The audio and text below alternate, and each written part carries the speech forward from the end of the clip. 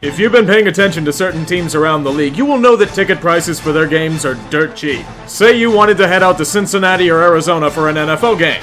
You know where you go? The resale market. How do you unlock these great deals? Why, with the power of SeatGeek, of course. Like an elite quarterback, it's an app that scans through all available options on the market to help you get the best value for game day. Watch as it sorts all tickets from red to green on a 1 to 100 scale. Witness the view from your seats before you buy. In the clutch, scan yourself into the game from the app itself. For the 2-minute drill, use the code word TREE in the link below to save $20 off of your first purchase. Life's too expensive to be gouged for tickets. SeatGeek will help you out with that. Now on to the video.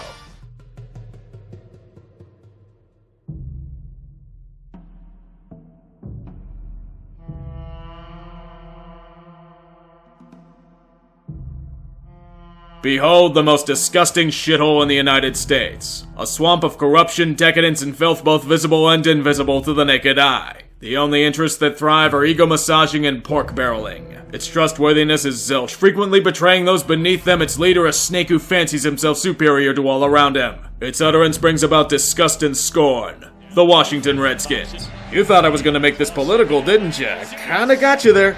At least let me pretend I did. I'll cry myself to sleep at night otherwise. A quick disclaimer, this video will not detail the exploits and treachery of Dan Snyder. I made a video about him a few years ago that has remained pretty accurate about him to this day. The link to that will be in the description. However, there was one individual that I didn't speak of in that short monologue. Bruce Allen, a man whose elitism spares no expense, a cozy content bard that sings the songs of corruption with a carte blanche fiddle. The football czar who's only here because daddy was an accomplished coach in the 70s. What else am I supposed to call which was gift wrap a Super Bowl winning franchise in Tampa Bay and near single-handedly ran it into the ground? The same has happened in Washington.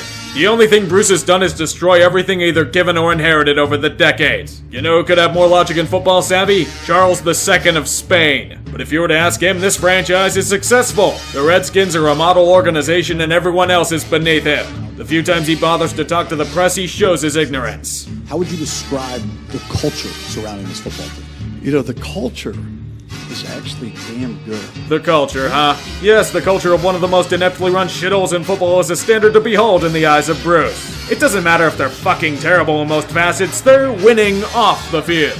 Forget the abysmal on-field product. Let's look in at this culture, shall we?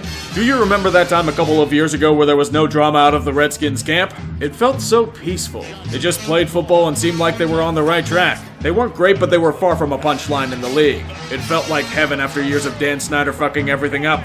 Wouldn't you guess it, Washington proceeds to fuck everything up. Like most things he oversees, Brucey Boy can't keep his damn hands off of the organization. He's getting jealous of Scott McCloughan running a rather decent ship and a power struggle begins. Again. Allen seems to antagonize him behind the scenes despite no real reason to. How dare he exist? Doesn't he know that no one likes him? It's apparently a justifiable cause to fire him a few weeks before the draft. Also, when Scott may have been forced away from the team due to his grandmother's death, so make it extra spineless. The fans will be questioning the time of this move. People will think it's sudden and inexplicable. That part's easy. Call him a drunk! And don't do it in a caring and professional manner. Jab him passive-aggressively via the anonymity of the Washington Post. It's even more heinous since McCloughan's issues with alcohol have been well noted. They knew of his demons he was trying to control since they hired him, and suddenly now is the time to chuck him onto the streets. One question though, if his drinking is a problem, then why the fuck is your front office described as using Coors Light like it's mouthwash? You already know who Scott's being replaced with. An organizational puppet. The culture is actually damn good. His golden boy Kirk Cousins does not exonerate the Redskins' way. Despite him being the best quarterback the team has developed since Theismann, they want more out of their signal caller.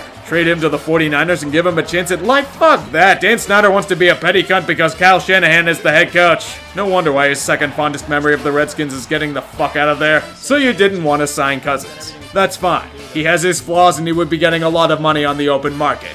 Here's the issue. Why the hell did you immediately throw over $70 million guaranteed at Alex Smith? They are the same damn tier of quarterback. Alex Smith has also accomplished nothing of note with his teams. He's older Kirk Cousins with a higher floor and a lower ceiling. And he also cost you a nice nickel corner in Kendall Fuller. Oh yes, they paid Kansas City to trade for him too. His start is typical Alex Smith. Won't embarrass himself, won't wow anyone, safe quarterback play.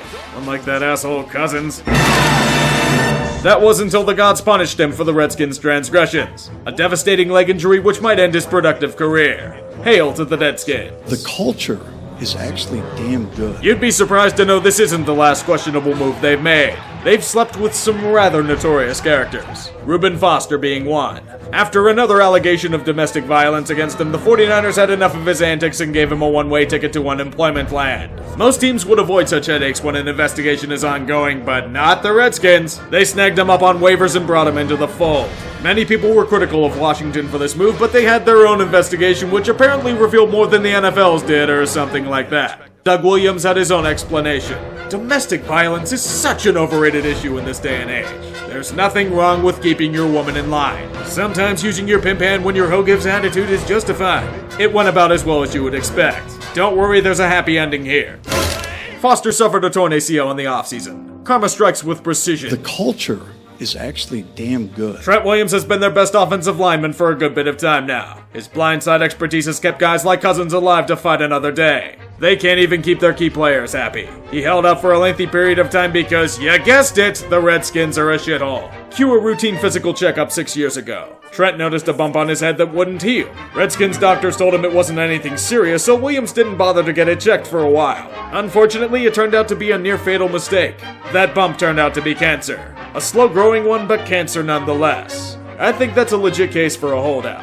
The Redskins were not happy about this, though. After being unable to pass his physical once he arrived, they decided to withhold this year's salary because he bruised two people's egos. Model organization. The culture is actually damn good. Only if we could do that to the whole franchise, that would be great. I think the Redskins cheerleaders would approve. I know people will dismiss them as cheerleaders, but I think there's a line between the standard abuses and forcing them to Costa Rica for use as escorts. Topless photo shoots, definitely a shining light for the rest of the NFL. They'll just throw out some bullshit end around that they totally paid a PR team to write up to cover their asses. The culture is actually damn good. Wouldn't you guess none of this is complete without trying to jostle for another new goddamn stadium, because FedEx Field is too far away to get fans, or so they claim. Attendance has been falling, and it's because they think their current stadium is a shithole. Their lease may not be up until 2027, but that hasn't stopped Snyder from piling on the bullshit. It just feels like this sneering contempt for everyone deemed as Untermensch. It's even showing in the stadium push.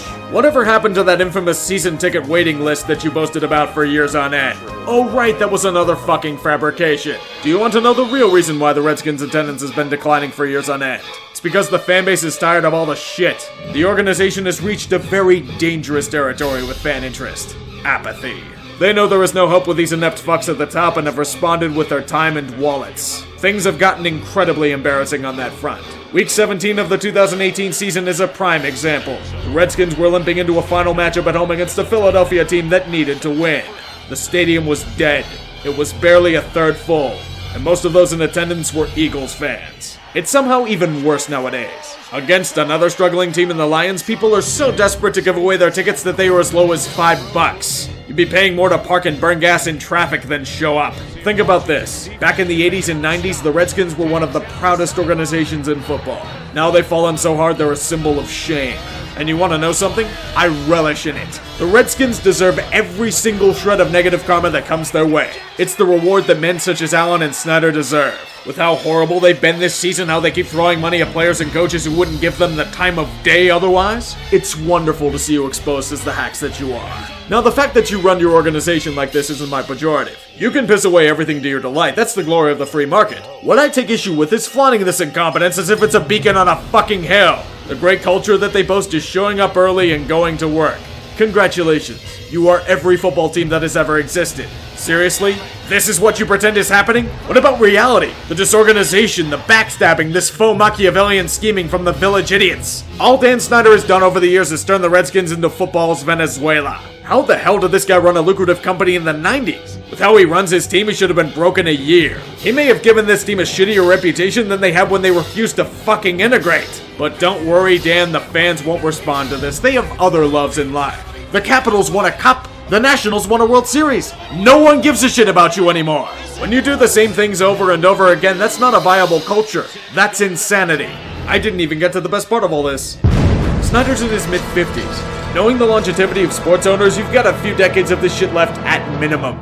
As much as you want him to sell, bitch boy is keeping this team until his body is being eaten by maggots. At least that day will be joyous.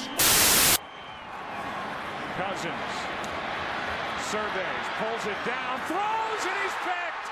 Intercepted by Dominique Rodgers-Cromartie. And that could very well end the year for Washington.